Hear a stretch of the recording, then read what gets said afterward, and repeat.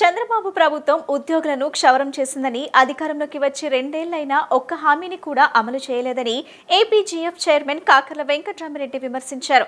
ఈ 2 ఏళ్లుగా PRC, DA, IR వలన 32,000 కోట్లు నష్టపోయామన్నారు. పాత బకాయిలు కూడా కలిపితే 50,000 కోట్లు దాటుతుందన్నారు. ఉద్యోగులకు ఈ స్థాయిలో బకాయిలు పెట్టిన చరిత్ర చంద్రబాబుదని ఆయన ధ్వజమెత్తారు.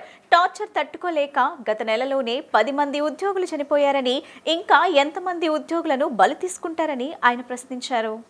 చంద్రబాబు సర్కార్పై ఏపీ గవర్నమెంట్ ఎంప్లాయీస్ ఫెడరేషన్ నిరసన వ్యక్తం చేసింది. 2 ఏళ్లు దాటినా హామీలు అమలు చేయకపోవడంపై ఏపీజీఎఫ్ చైర్మన్ కాకర్ల వెంకట్రామిరెడ్డి చంద్రబాబుకు తీరుకు నిరసనగా ఆగ్రహం వ్యక్తం చేస్తూ గుండు చేయించుకున్నారు. ఫెడరేషన్ చైర్మన్ వెంకట్రామిరెడ్డి ఇతర ఉద్యోగులకు చంద్రన్న బోడిగుండు పేరుతో నిరసన కార్యక్రమాన్ని నిర్వహించారు. ఈ సందర్భంగా ఆయన మాట్లాడుతూ ఉద్యోగుల పీఆర్సీ, ఐఆర్, డీఏలు సహా బకాయిలు చెల్లించాలని డిమాండ్ చేశారు. ఎన్నికలకు ముందు ఉద్యోగులకు హామీలు ఇచ్చేటప్పుడు తెలీదా, అధికారంలోకి వచ్చాక ఒక్కొక్క హామీని కూడా ఎందుకు అమలు చేయలేదని ఆయన నిలదీశారు.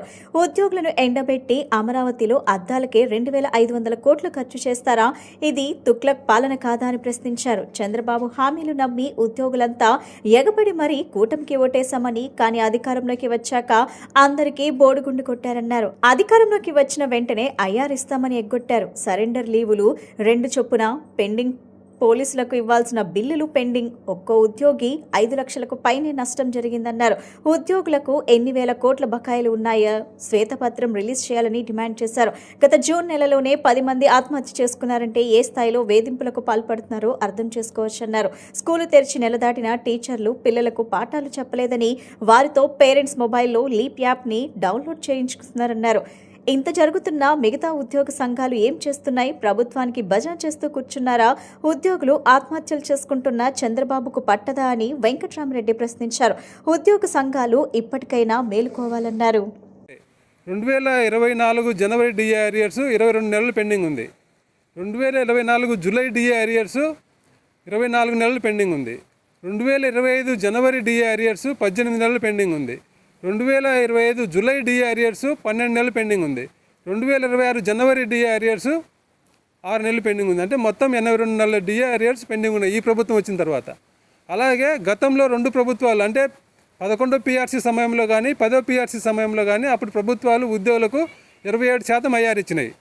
ఆ రకంగా ఈ ప్రభుత్వం కూడా ఎన్నికల టైంలో మాకు అధికారంలోకి వచ్చిన వెంటనే ఐఆర్ ఇస్తామని చెప్పిండ్రు.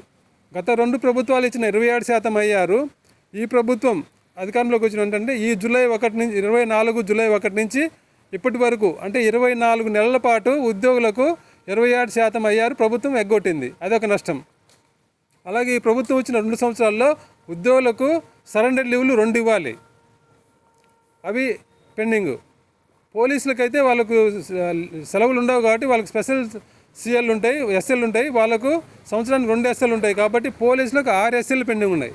అలాగే పోలీసులకి ఇవ్వాల్సిన టీఎల్ 15 పెండింగ్ ఉన్నాయి. ఇవి కాకుండా జీపీఎఫ్లు, మెడికల్ బిల్లు, ఎంప్లాయీస్ ఇండివిజువల్గా పెట్టుకున్న బిల్లులు కూడా చాలా పెండింగ్ ఉన్నాయి.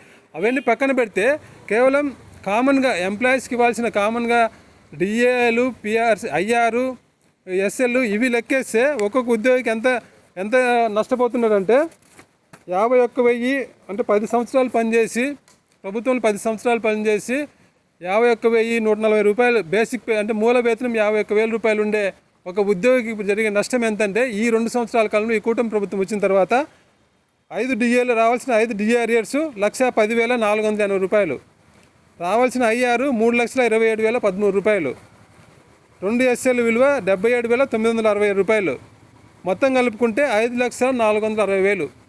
ఈ 2 సంవత్సరాల కాలంలో 51,000 వేతనం బేసిక్ పే ఉండే ఒక ఉద్యోగికి 2 సంవత్సరాల కాలంలో జరిగిన నష్టం ఎంత అంటే 5,15,460 రూపాయలు.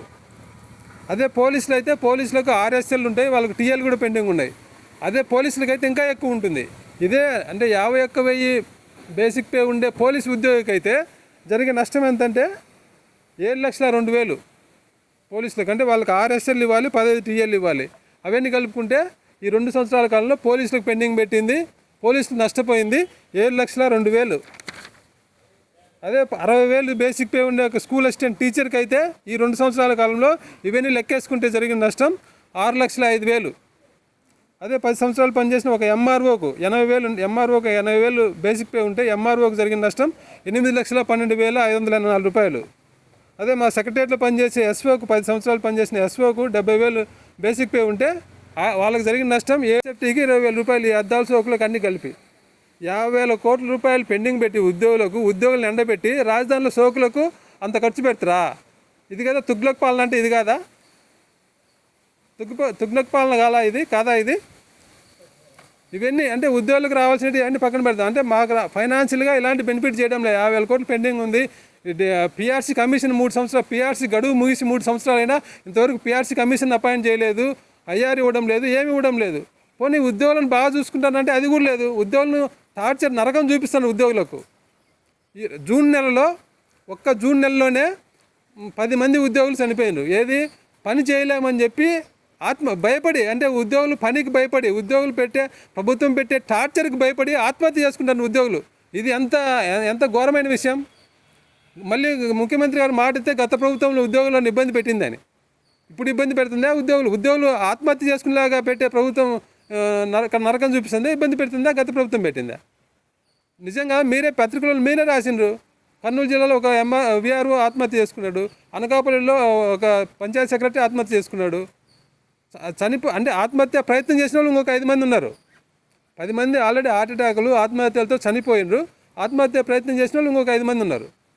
ఇంత రకంగా ప్రభుత్వం ఉద్యోగులను, టీచర్లను, గ్రామ వార్డు సచివాలయ ఉద్యోగులను అందరినీ నరకయాతన. సర్ ప్రోగ్రామ్ అయితే అది ఉద్యోగులకు ఒక టార్చర్ అనుకో. ఇట్లా పని చేయకపోతే కలెక్టర్లు ఏమంటున్నారు? ఉద్యోగులు తన్నండి అంటున్నారు. ఇదేనా పని చేయించే విధానం? ఇదేనా ఉద్యోగులకు ఇచ్చే గౌరవం? మీరు ఎన్నికల మేనిఫెస్టోలో పెట్టిన మొదటి హామీ ఏంటి? గత ప్రభుత్వం ఉద్యోగులను ఇబ్బంది పెట్టింది, మేము గౌరవంగా చూసుకుంటాం, అనుకూలమైన పని వాతావరణం కల్పిస్తామని చెప్పిండ్రు. ఉద్యోగులు ఆత్మహత్యలా చేసుకునేలాగా చేయడమేనా అనుకూలమైన పని వాతావరణం? ఉద్యోగులు హార్ట్ అటాకులతో చనిపోయేలాగా టార్చర్ పెట్టడమేనా అనుకూలమైన పని వాతావరణం? అనుకూలమైన పని వాతావరణం లేదు, ఉద్యోగులకు ఇవ్వాల్సినవి ఇవ్వడం లేదు, ప్రమోషన్లు కూడా ఇవ్వడం లే. ప్రమోషన్లు పెండింగ్ ఉన్నాయి. అసెంబ్లీలో అయితే 2 సంవత్సరాల నుంచి ఒక ప్రమోషన్ ఇవ్వలేదు. అర్హత లేని ఒకరిని సీఎం గారు కులస్తుడని తెచ్చి పెట్టుకున్నాడు. అర్హత లేని వ్యక్తిని 5 లక్షలు, ఆయనకేమో 5 లక్షలు జీతం ఇచ్చి సెక్రటరీ జనరల్గా తీసుకొచ్చి పెట్టిండ్రు. 2 సంవత్సరాల నుంచి ఒకరికి ప్రమోషన్ ఇవ్వడంలే. గత ప్రభుత్వం టీచర్లకు నూతన విద్యా విధానం తీసుకొచ్చి అందులో టీచర్లకు 7,000 మందికి సబ్జెక్ట్ టీచర్లు ప్రమోషన్ ఇచ్చే ఆ గత ప్రభుత్వం తీసుకొచ్చిన విధానాన్ని రద్దు చేయడం వల్ల ఇప్పుడు 7,000 టీచర్లు క్లస్టర్లని అటెండ్ అంటే పోస్ట్ లేక అటు ఇటు తిరుగుతున్నారు. టీచర్లు ఏమైనా సక్రమంగా నాకు ఉదయం ఈరోజు ప్రెస్ మీట్ అంటే నాకు ఉదయం ఒక టీచర్ ఫోన్ చేసి ఆయన చెప్పిన మాట, స్కూల్ తెరిచిన జూన్ 12 నుంచి జూలై 12 వరకు ఈ నెల రోజుల కాలంలో ఒక్క టీచరు పిల్లలకు చదువు చెప్పిన పాపాను వాళ్ళు చదువు చెప్పి అవకాశం ప్రభుత్వం ఇవ్వలేదని చెప్పి ఆయన నాకు ఫోన్ చేసి మొత్తుకున్నది. ఇది మాట్లాడండి అని. ఏం చేస్తానంటే లీప్ యాప్ అంట. లీప్ యాప్ను టీచర్లు ఏం చేయాలా? స్టూడెంట్స్ వాళ్ళ పేరెంట్స్ ఫోన్లలో టీచర్లు ఎక్కేయాలంట లీప్ యాప్ను. పల్లెల్లో వాళ్ళకు కొందరు స్మార్ట్ ఫోన్లు ఉండవు, కొందరు ఫోన్లు పోతుంటాయి. అలాంటిది టీచర్లు స్టూడెంట్స్ వాళ్ళ పేరెంట్స్ ఫోన్లలో లీప్ యాప్ ఉందో లేదో చెక్ చేసి టీచర్లు ఆ పని చేయాలి.